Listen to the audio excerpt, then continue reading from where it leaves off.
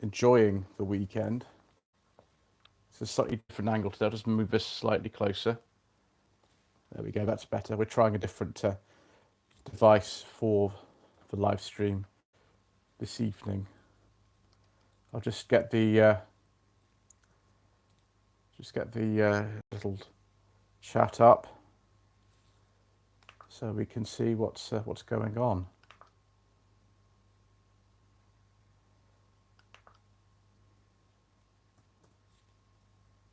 Oh, we've only got one other person on the stream so far. Just mute that. There we go. Stop that one moving.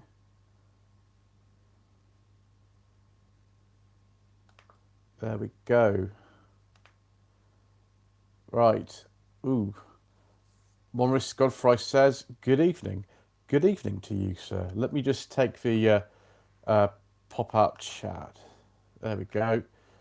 Rover Joe says, good evening. Good evening to you, sir. There we go. We've got pop-up chat ready and everything. Excellent. There's a video I watched recently about the crazy second-hand car prices in America. And this is a very similar situation to the one we've got over here. Paulie Gadget says, good evening. Good evening to you, sir. But it's even worse. I saw they talked about a 2018 Fiesta ST. Obviously, those are more of a cult car in America than they are here. They're cult cars here, but they're even more so in America. They don't have the current generation Fiesta there. 2018, so I think the last model year they sold over there was about then. List price of that car was $20,000, and it was selling, I think, so bear in mind it's 2018, it's 4 years old, for $29,000. I think it done 13,000 miles. Absolutely crazy. So what do we have here? Morris says, what's your poison? This is some cooking wine I'm just using up. I think it's called Wild Valley from Sainsbury's. It's all right. It's not generally what I drink all the time, but just using it up tonight. Rover Joe says, how doing? Okay, doing all right. Thank you, sir. I think the theme of the evening is going to be terrible second-hand car prices, or rather like unaffordable second-hand car prices will probably be the theme of the evening. I'm sure many of you have experienced that. I've certainly experienced that. I actually lost a client this month because we, after having gone through things for many, many months, she simply just couldn't afford to buy a car within the parameters that she wanted. She just couldn't afford it. So she's given up, which is disappointing, but there we are. Mr. Adam Toms, ooh, you've got the second icon there because he has been a channel member for over a month. You get a special different icon if you do that, and then there's a few others as well you can get for long service to the channel if that's what you want to do. You don't have to. The main way to support the channel is to watch the videos, particularly all the way through and things like that. That's very helpful. Lancashire Bob says good evening. Good evening to you, sir. Mr. Saxby says good evening. Good evening to you as well, sir. And Ali Mac Mechanical says good evening. Good evening to you as well, sir. I was talking about, actually, with Mr. Coleman, Rubbish Mechanic, about Land Rovers today. And I was talking about I think it's a Discovery Series 1 that had a T-Series turbo engine fitted to it. And that now generates 300 horsepower. It's a bit more than I think it was 135 that the T-Series Discoveries had, what's called the MPI Discoveries. And I think you can just put one of those engines straight in using the original gearbox. It's out of a Rover 620 Ti, which is good because the engines tend to outlast the gearboxes in those. They have really bad gearboxes, as Mr. Excuse me a second, just get rid of this spam message. There we go. That's better. Done. Good. Yeah, Ian Seabrook a while ago had a Rover 620, which had an engine we can't talk about, but it's the same gearbox as the 620 Ti's, and that blew the plastic gearbox cage out. It's really common on those. Um, and yeah, both the Forbidden Fuel ones, the 620 Ti had that gearbox. The other 600s didn't. They had Honda gearboxes, but they had that gearbox in them, and that happened in the 620 Ti. That donated the engine to the Discovery, so you can put the T Series turbo into a Discovery, and you can have some fun. I think, yeah, 300 horsepower, and you just put it in a normal gearbox will just fit that. So that was fun. Discoveries, though, these days, the controversially styled ones, those are worth a lot of money second-hand, as a lot of cars had. Let me just think of another example of what they did in this video. It's called a video by a channel called Donut Media, by the way. It was uploaded a couple of days ago. They found a Honda Civic. I think the Honda Civic was worth around $30,000. The car actually was listed, I think, around 48, something like that. It's absolutely, utterly insane. Absolutely insane. Um, oh, Morris says, you want to see the prices here in Namibia. Mark 1 Golfs are going for about £2,500. They're not going for £2,500 generally on the market over here at all. I think in places like Namibia and South Africa, you can buy a Mark 1 and Mark 2 Escort for about £3,000 or something. You'd be lucky to get like a gear lever for a Mark 1 and Mark 2 Escort here for £3,000 now. It's pretty crazy. So yeah, the Fiesta ST was $20,000 in 2018. It's now $29,000 in 2022. It's a used car. And then there was, I think it was a Ram pickup truck, a brand new one. That was $94,000 and it was selling for, I think, 140. It's, yeah. No wonder that people are struggling to find decent value second-hand cars at the moment. It is pretty crazy. Anyway, do we have any further questions from anybody to get us going? We have Mr. Davey Waters from Scottish Car Enthusiast and Trains TV. Also has the little icon to say that he's been a channel member for more than a month. That's very good, sir. He says, good evening. Good evening to you as well, sir. Have a sip of this wine. I'm going to have to use this up actually this evening.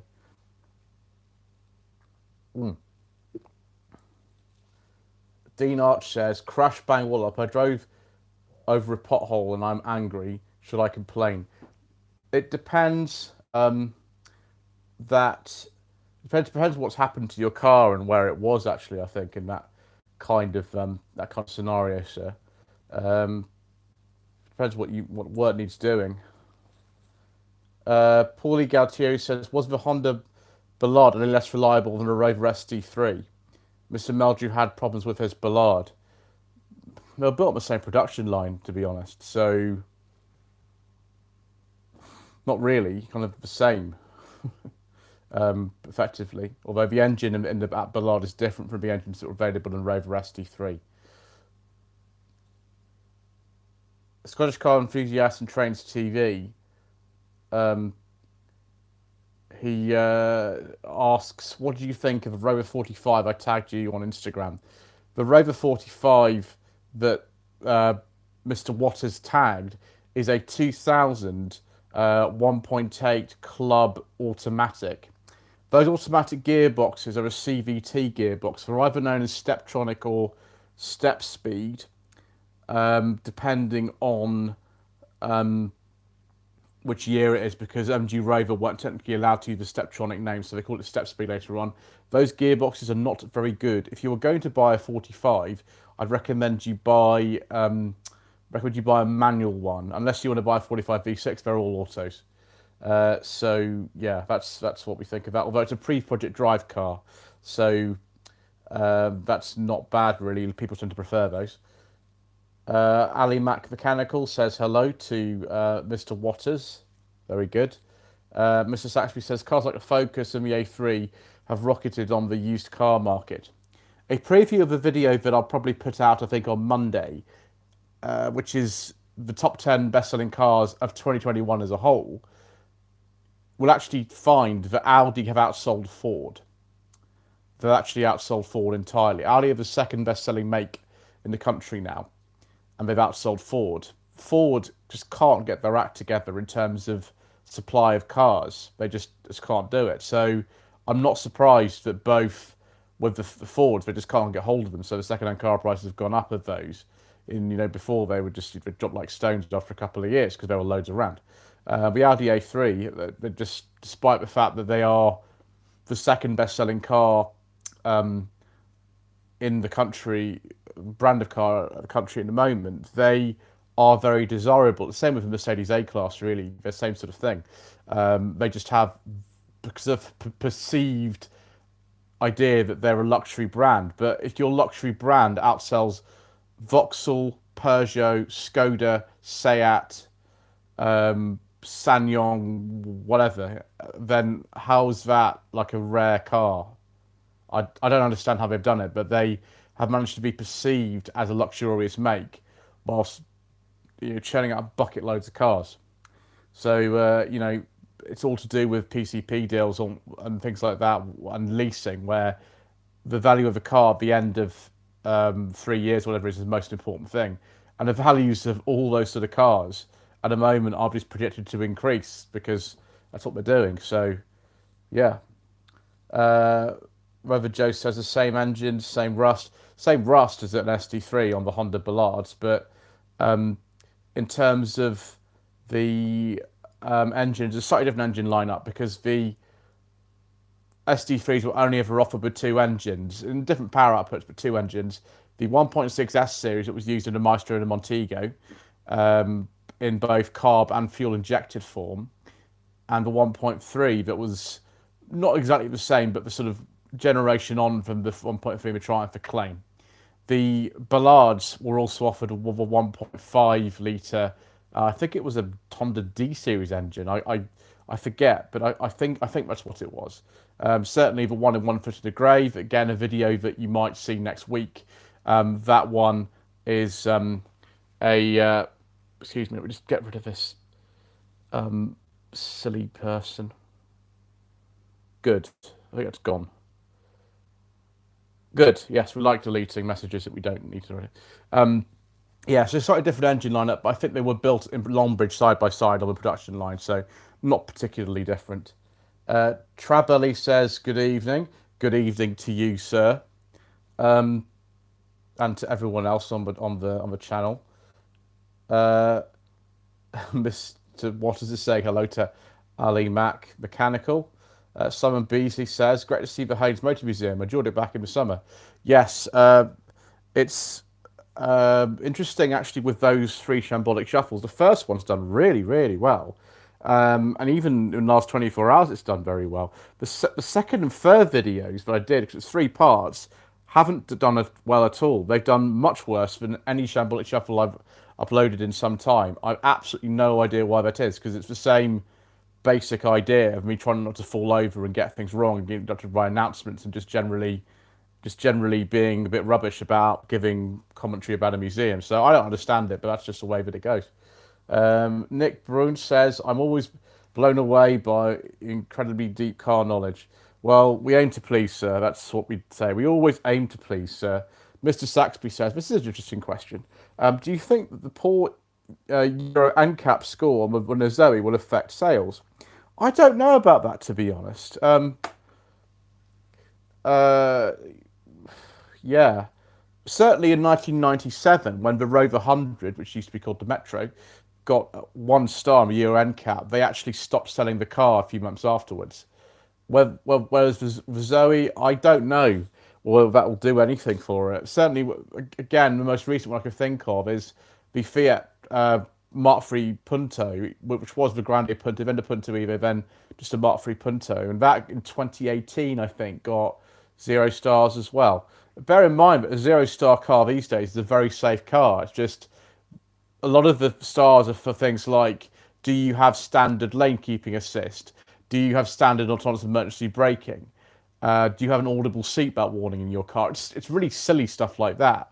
And if you don't have all these extra features, which I know some of you find very annoying, like lane keeping assistance, I know a lot of people don't like the lane keeping assistance in cars, but you have to have it to get the maximum score. And if the Renault Zoe doesn't have it across all kind of levels, then it won't get 5 stars.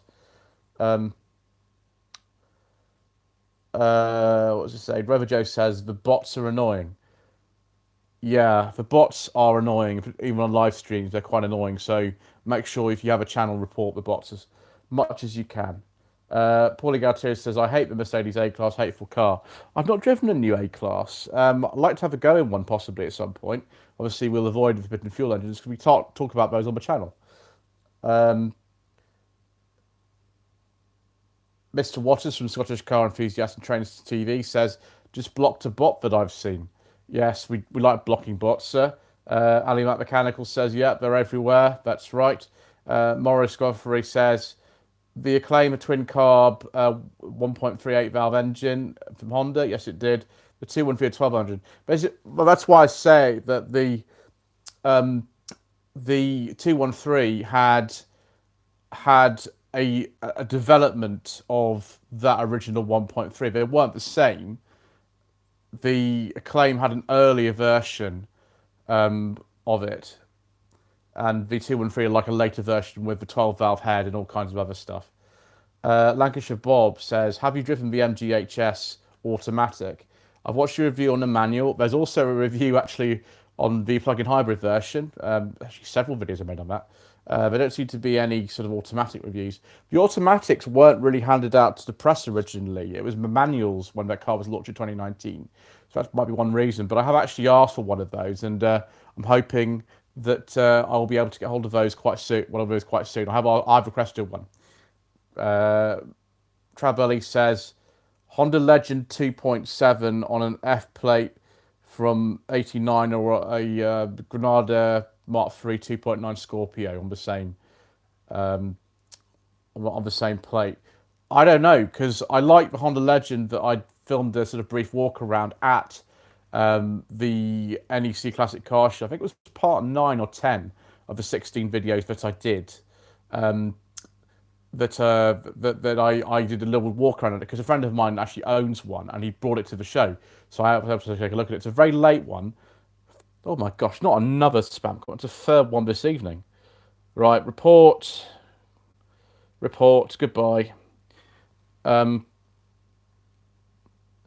Yeah, so walk around of the Legend actually on the channel already. I'm hoping at some point to go and see that car again and actually do a proper video on it. I think Chris has still got it.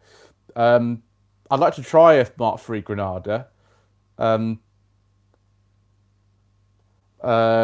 They do look to be interesting cars. I know they're really comfortable and stuff, and they're very similar in their mechanical layout to a Ford Sierra. They're quite similar in that way. So yeah, I'd like to have a go on one, but until I've actually compared them properly, I can't really say. DBT says, evening everyone. Yes, evening to you, sir. DG says, I saw no budget video on the C200. Where do you find a place like that, and how much do you charge? Ask locate one. Thing is, if you want me to find a car for you, this goes for any car. My email address is readily available. Actually, in that video, it's in about a minute into the video. So, if you genuinely want me to find you a car, then just send me an email and we can talk about it. Mr. Saxby says, I saw a Marina today. The car looks similar to Applejack. Interesting. I do want to drive a Marina. I'm hoping to quite soon. I know where there is one that I can have a go in. It's just a question of working out the logistics about it. So I'm hoping to have a go in one of those soon. Kieran from Life on Cars says, good evening. Good evening to you, sir. Yes, we've got some fun planned with the Life on Cars channel for a little while. Lemim says, hello. Hello to you as well. Ali Matt Mechanical says, what's the automatic like in the Freelander KV6? Haven't driven the KV6 Auto. I haven't driven a Freelander for years. It was a 1.8, the one I drove. And, I haven't driven an automatic Freelander or anything. It was a manual 1.8. But I have driven a 2.5 engined MGZ 180. That's the same engine in the Freelander.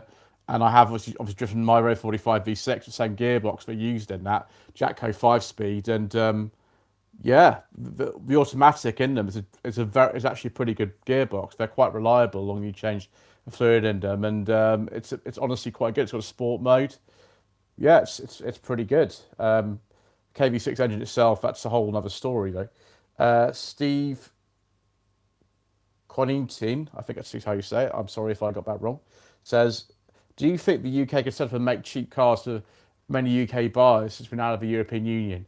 It depends on economies of scale, and the thing about that is that we don't really have enough demand. I don't think at the moment to just build cars for us, which used to be kind of what we did in the sort of 50s and 60s. You saw little weird stuff like electron miners and Trojan bubble cars and all that kind of stuff. I'm not sure we've got enough demand for that at the moment. There'll be a video on the top 10 best-selling cars of 2021 as a whole, which will go out probably on Monday, and you'll see what our buying preferences are, and they're not for cheap basic cars at all. The second best-selling car last year was the Tesla Model 3. I'm not even joking. That was, of all, not just electric cars, all cars. So I'm not sure there's a market for them, unfortunately. Let's just see what we got here.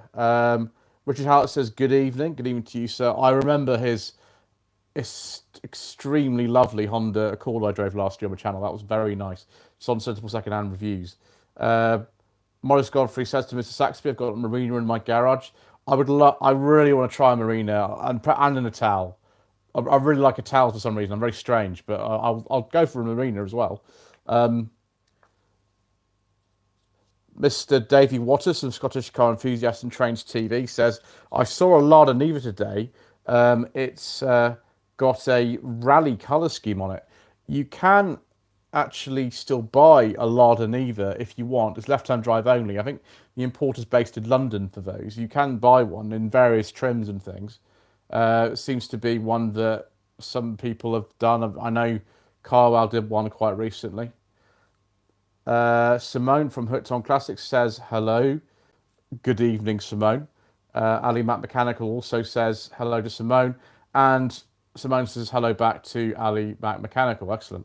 Morris Golfer says, I had a KV6 and a Rover 800 Sterling. Yes, the KV6 went into the 800 for about 3 years, from 96 to 99. The ones before that were Honda V6s, a 2.5 and 2.7. Ali Matt Mechanical says, I've driven the 1.8 K Series Freelander, and a few of them. Yeah, I think that was the most common Freelander actually, was a 1.8 K Series. DBT says, I went to a gathering outside Coventry Motor Museum today. Lots of great cars turned up. Excellent. Well, I'm looking forward at some point this year to going to the Coventry Transport Museum and doing a shambolic shuffle there. Polygatu says, these bots are even posing as channels now. I got a reply from Hubnut and Furious trying to invest in cryptocurrency. That's terrible. Those bots sound bad. That's really bad. The mechanic says, good evening. Have you driven any Renault Sport vehicles? I haven't. I've driven quite a few Renaults, but not the Renault Sport varieties in particular, I'm afraid. Travelly says, could you source a Rover ST1 estate? Probably not, because the only ones I've seen are in museums. There's one in the Haynes Motor Museum that's in, I think, part 3 of the Shambolic Shuffle I uploaded yesterday, and there's also one in British Motor Museum as well. Haggis King says, have you driven a Lada? No, I haven't actually. No, never driven one a Lada.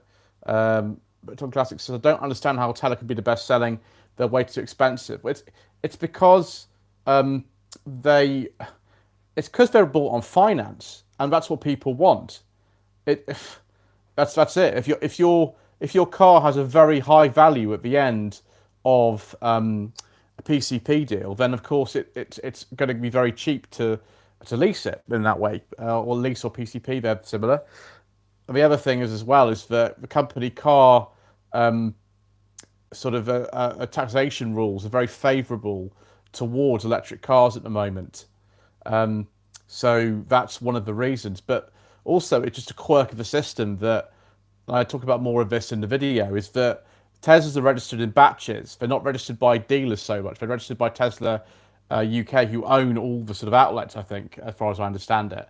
And they just come through every few months in just batches. And if you just hit a batch of registrations like we did in December, just loads of them come in then, and then it's another few months until they come in. So they all get registered together, and that artificially bumps the figures up a bit. So that's what happened, I think.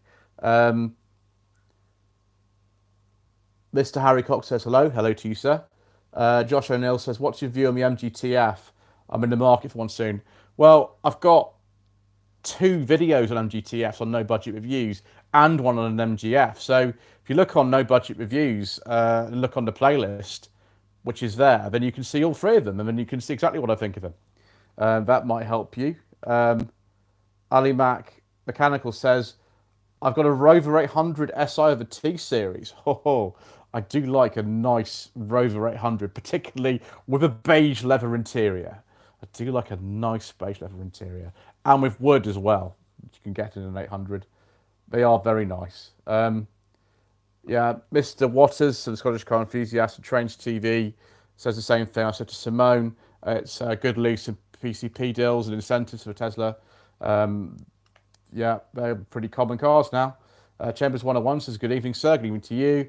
Simone says, only 2 SD1 estate cars exist. Yeah, there are only 2. They're both in museums. We've had both those on Shambolic Shuffles in the last 18 months.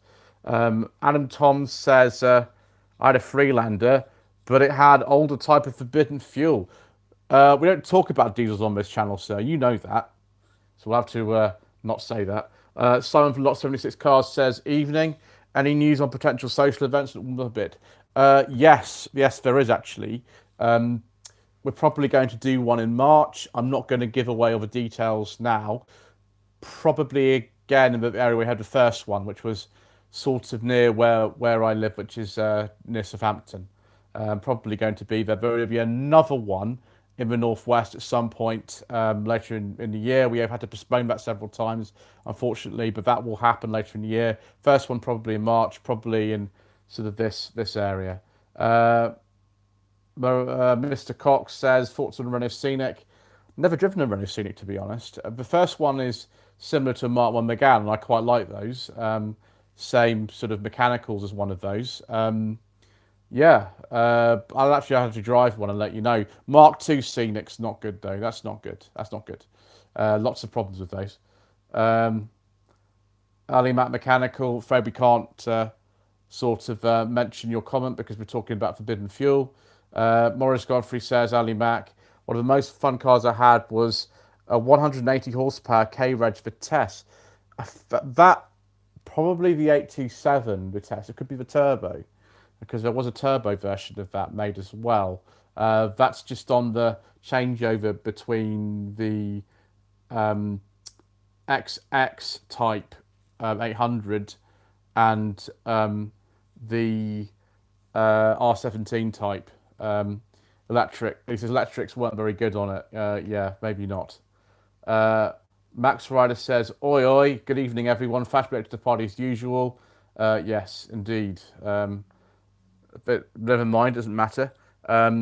Simone says Tesla mass surveillance, possibly. I don't know about that really. Rover Joe says he likes beige leather interiors.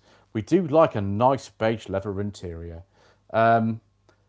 Steve Coinington, I think it is. He says horribly expensive battery on Teslas, possibly.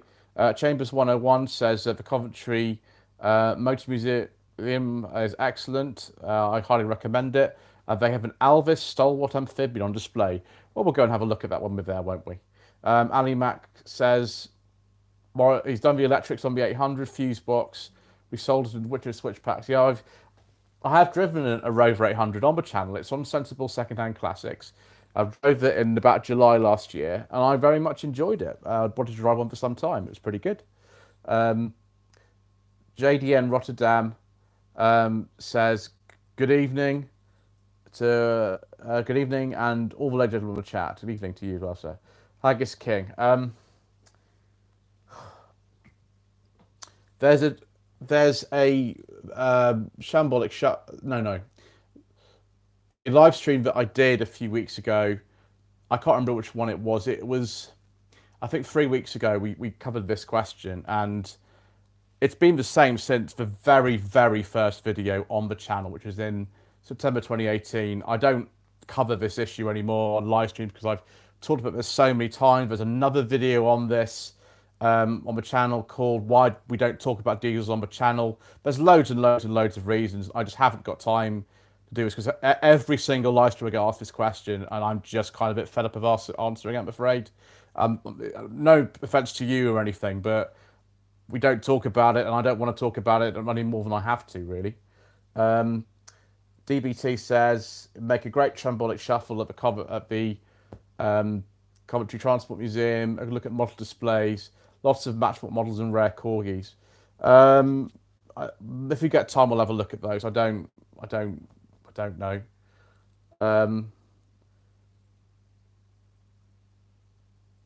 Aliment Mechanicals, talking about Rover 800.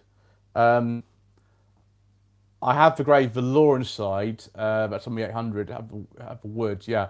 The 800 I film was an 820 as well. It was a late pre-facelift one. I think it was a 1990, and that also had grey velour in it. Max Rider, Mazda MX-3 1.8 V6.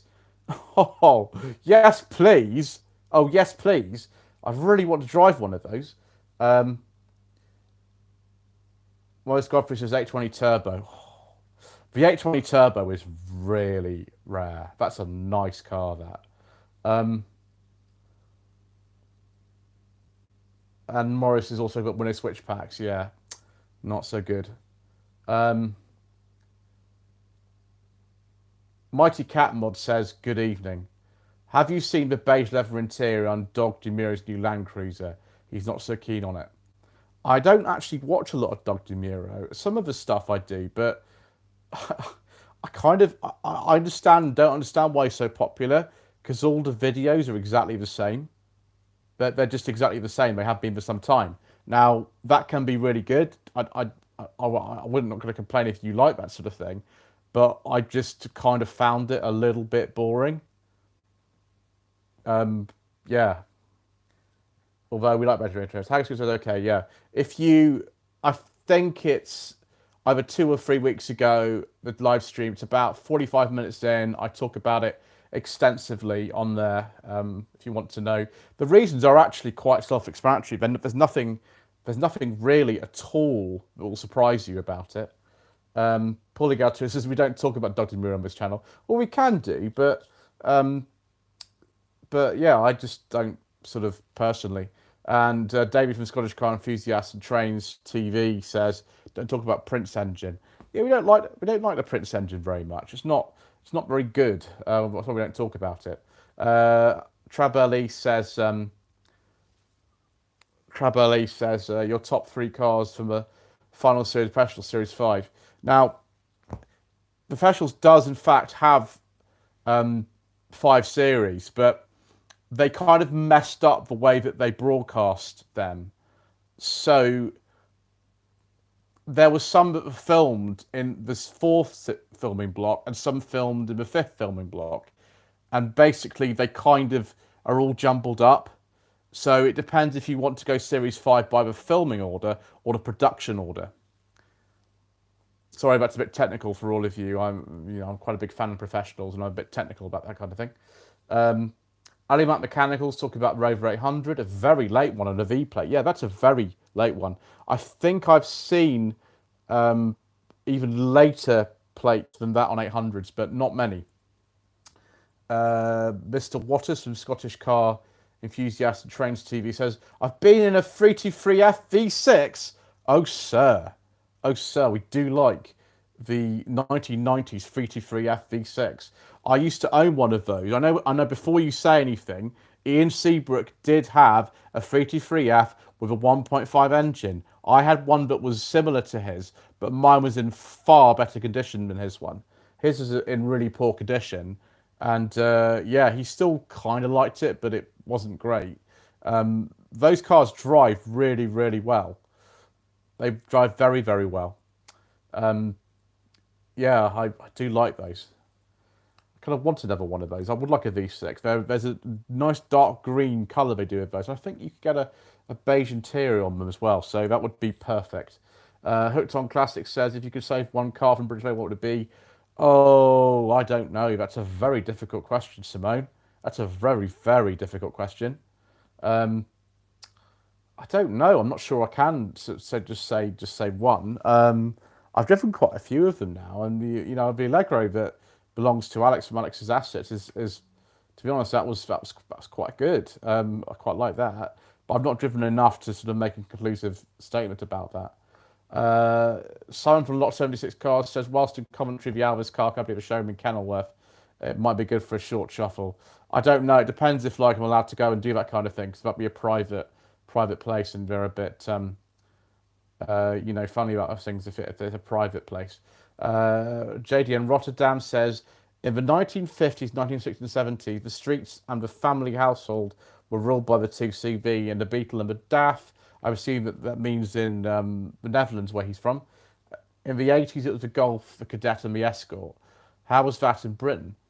Well, the Astra was the Cadet in this country. I've driven a Mark 1 Astra and a Mark 3 Escort. Those were very common cars. Cavaliers as well were very common.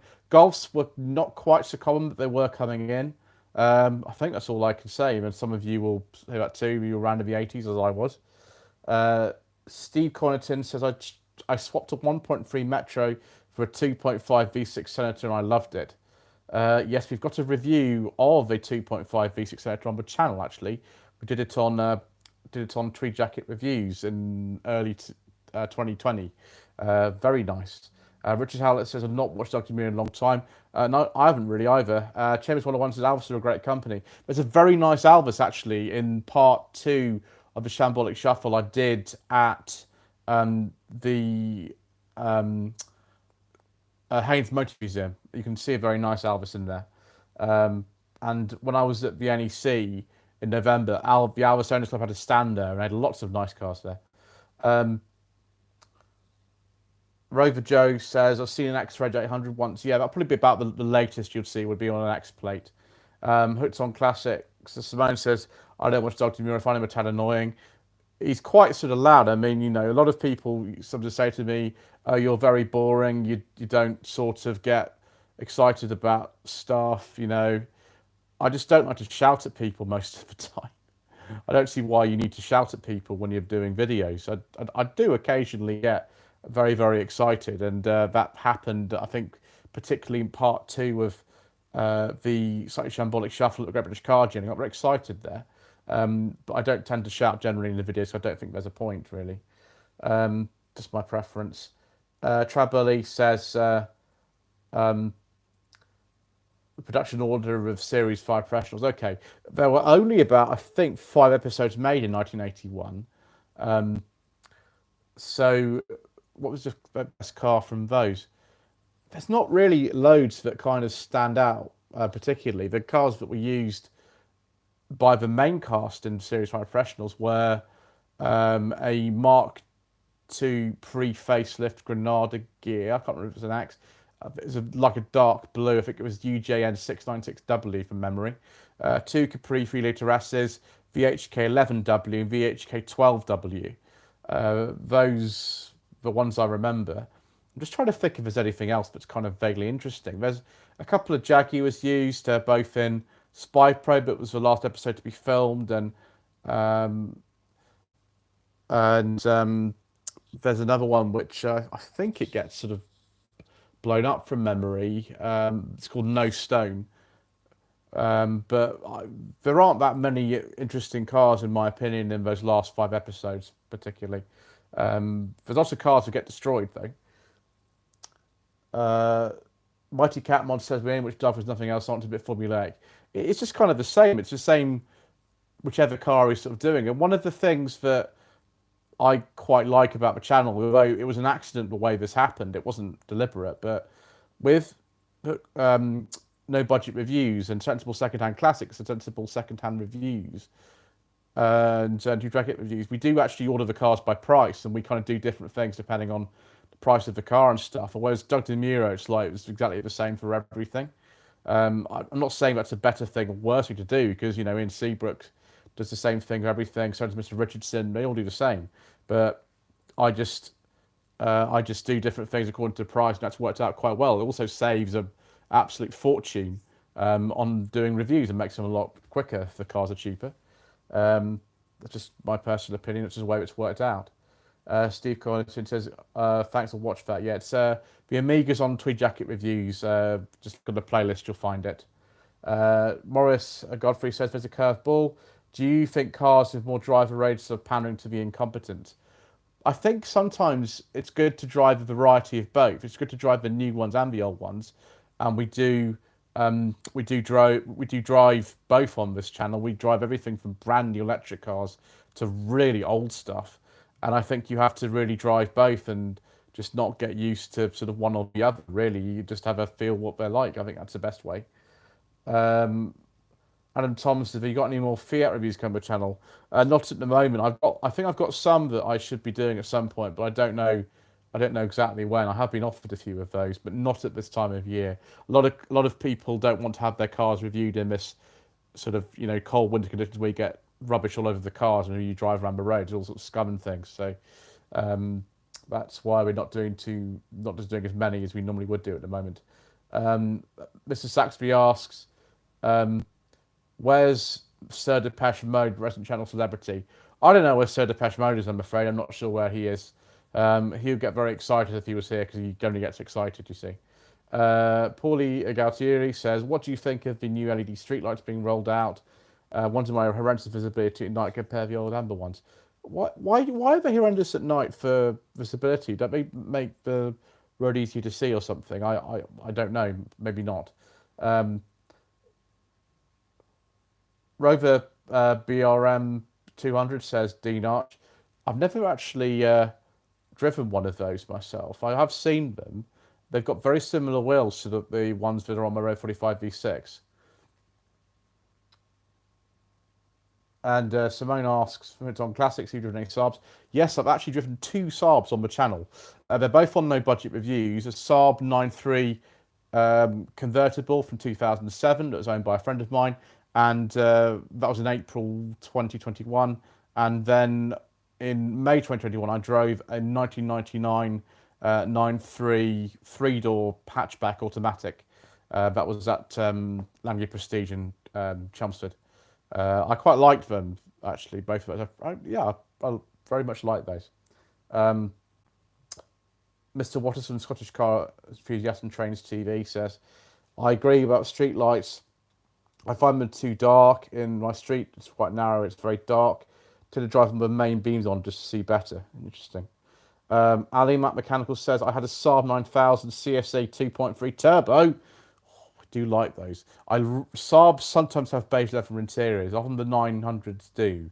And I do like those very, very much. I've always wanted to drive one of those. Simone, it's a nice one, Ali. I don't know particularly what that's about, I'm afraid. Max Ryder says, if Rover had completed the deal with Proton for a badge engineered Proton Gen 2, would it have been successful and would there have been a different outcome from MG Rover? I think probably by that stage it was a little bit too late. The Proton Gen 2 is a car that's in itself has almost sort of been forgotten. Yeah. I don't really know if that would have done very much because the company was losing so much money by that stage anyway. And the Gen 2, I've driven a Gen 2, I drove it many, many, many years ago. And although they do handle quite nicely, the chassis was developed by Lotus on those cars, there's not enough sort of special about that to sort of suggest to me that would have done particularly better. That's just my opinion, I don't know.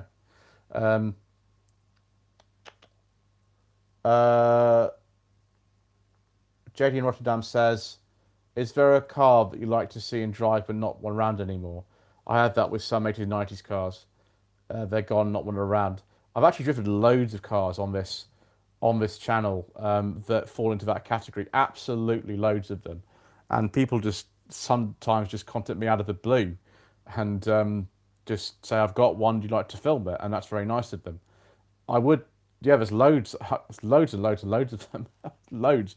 I actually sometimes make videos on these and say, I'd like to film these cars. Unfortunately, it doesn't seem to result in too many people contacting me about them, but yeah, there's loads. Steve Conda says MGs look awful and do awful MPG. Have you ever driven one of those? Because I've driven absolutely loads of them, and they're some of the mainstays on my channel. So yeah, I mean, looks are subjective and awful MPG. It would depend which one you drive, really. I used to have one of those myself for 3 years, so I'll tell you about that if you want. Simone puts on Classic says street lights LED here have been about 5 years. Certainly, while I lived in Epsom, I remember them changing those over, and yeah, it was interesting. Trav Ballet, oh, what a very kind of you, sir. He's just given a super chat donation of £3. That's very kind of you, sir. That will help towards some filming I'm doing next weekend. They're going down to film a couple of cars that someone who's offered me. So that's very kind of you. I'll put it towards that. Thank you so much. Very kind. Alan Tom says, I agree. If whoever did the deal with Proton, it would just maybe delay the ending slightly. Proton pulled out of the UK in 2011. It wasn't actually 2011. It was a little bit later. It was, I think, end of 2012, because when I went to see a Gen 2, it was at a franchise Proton dealership in 2012. So it was a little bit later than that. But by then, Proton really weren't selling too many cars anyway, so it's largely irrelevant. I didn't find them the most comfortable cars, to be honest. The Gen 2s, the rear space wasn't very good, and the drum system was a bit off. But the handling and steering are very good in those. Simone from Hooked on Classics says, I damaged a 75 the other day. I accidentally dented the passenger side sill wheel on a rear door. It depends if you want to then convert that into a sort of Cali replica car. Can you just paint the sill black and the other side if you want to make it look a bit like a Cali built car? Obviously, I don't think yours is, but you could just do that. That's an option, I suppose. British Heart says, making pancakes for tea. I do like pancakes. Got a while to go, though, before Pancake Day. That's next month, I believe. Mr. Waters from Scottish Car Enthusiast Trains TV says he might have seen the 75 on one of our Facebook groups. Mr. Waters actually has done a couple of videos recently about a Rover 75 buyer's guide. There's some information in there that, despite having reviewed tons of ZTs and 75s, that I didn't actually know. So have a look if you're thinking of buying a 75. The videos that he's done on his channel, they're quite useful. Paulie Galtieri says, any news on a Ford Mondeo replacement? No, I don't have any news about that. I'm not sure there's been any announced. I might be wrong about that. No, Simone says her car is Wedgwood Blue. Yeah, Wedgwood Blue is a very popular colour for 75s. I think that was one of the launch colours, actually, at the sort of kind of the 98 launch, and then the thing they did at the Tower of London a bit later on when they sort of played music with the car horns at Tower Bridge, which was this second presentation, I think, of the car. JDM Rotterdam says, I'm happy you had a Ford Sierra on my channel. There was one car on my list, but I really love, don't see anymore. Yeah, there's reasons for that. I hope you'll find a 1993 Hyundai XL. That was called the X2 in this country, not the XL. It wasn't. It was called the X2. There was the Pony, and then the X2 Pony, and then just finally the X2 with 2 facelifts. But in somewhere like the Netherlands, it was just called the XL, as it was in many other countries in the world. Or 1991 Mazda 626. I've driven a 98 626, not a 91. They are different cars. Simone says, I posted a picture of the damage, though, so it was me. Okay, so internal conversation here going on. That's fine. Mr. Saxby says the new Mondeo was China only, I think. Quite possibly. I think there's a car called the Escort was sold in China that's based on either one of the Focuses or the Fiesta, I can't remember. but it's not sold anywhere else. Ali Matt Mechanical says, I've never owned a 75. I tried to buy one, it'd been outbid or missed them. They're getting rarer because a lot of them are getting scrapped now, like the Tati ones are getting scrapped for loads of reasons. Engine failure, rust, suspension failure, list goes on. But there are some really nice ones out there still. Simone Hunter Classic says Primrose Yellow is a nice colour. I've not seen too many of those in that colour, personally.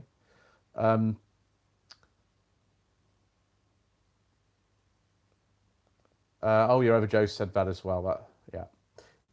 Simon has asked from Lot 76 Cars, has anyone heard news of this year's festival of the unexceptional rather than exceptional? I